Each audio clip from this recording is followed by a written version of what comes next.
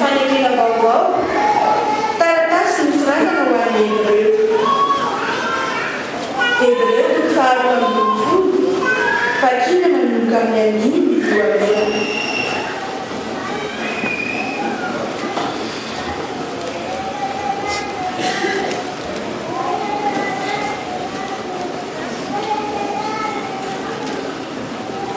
amin'izany satria misy vavolombelona maro be toy izany manodidina antsika tondrao dia aoka isika koa anaisotra izay rehetra mitambisatra amintsika mba miota izay malaky mahazona antsika ary aoka isika hiazakazaka amin'ny faharetana amin'izao fiazakazahana filokana napetraka eo alohantsika izao mijery an'i Jesosy tompony fontsika sy mpanefazy izay naharitra ny azo fijaliana fa tsy mitandrenatra mba azony fifaliana napetraka teo anoloana ka dia efa mipetraka eo amin'ny akavanany seza fiandrianan'Andriamanitra izy fa hevery tsara ilay naharitra ny falongelana nataony mpamita taminy fandramo mikitraka ianareo ka horiraka ny falahinareo ianareo tsy mbola nanohitra ny ady tamin'ny olo hatramin'ny fahalatsan-draha ary adinonareo ny fananarana izay milaza aminareo toy ny amin'ny zanaka hoe anaka aza atao zavatra kely ny famaizana tamin'ny Jehovah ary aza renaka raha nisy lahatry ny mianatra taony ianao fa izay tiany Jehovah no faizana ary izay zanaka rehetra raisiny no kapoana.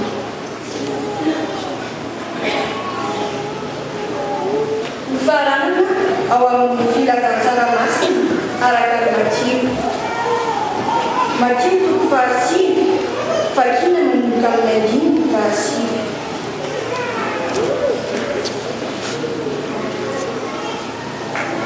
Ary avy amin'izany no anakinana ny fiteny amin'ny anaran'i Jesosy Kristy.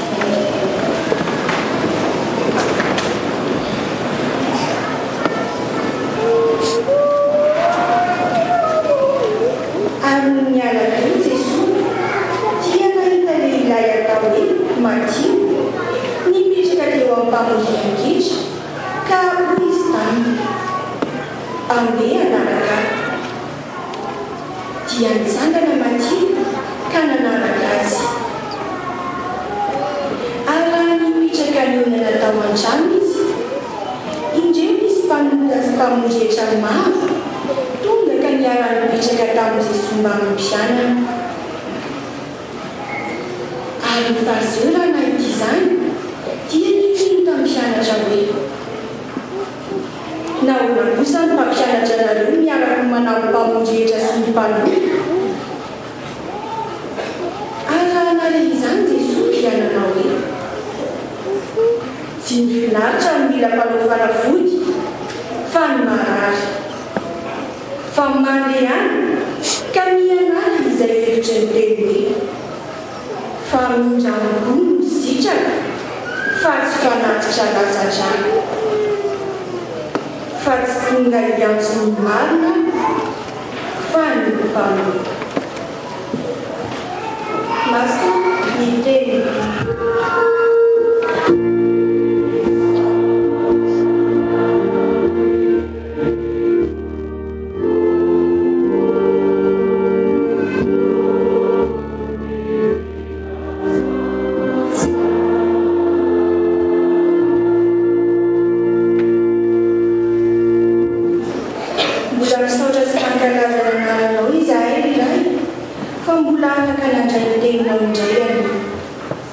Mampatsiahy ilay tokoa mantsy ianao fa ny fananarana sy ny famondraponao no mbola mahampitohy izao anday.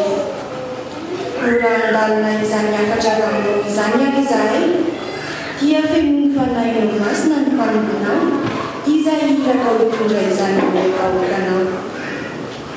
Ary izahay kosa koa feno ny fanahinao mba ho mpihainy mpakatoa fa tsy mpihainy manadiniana. Amin'ny anaran'i Jesosy Kristy no anadrakana izany mpakaka izany. Amen.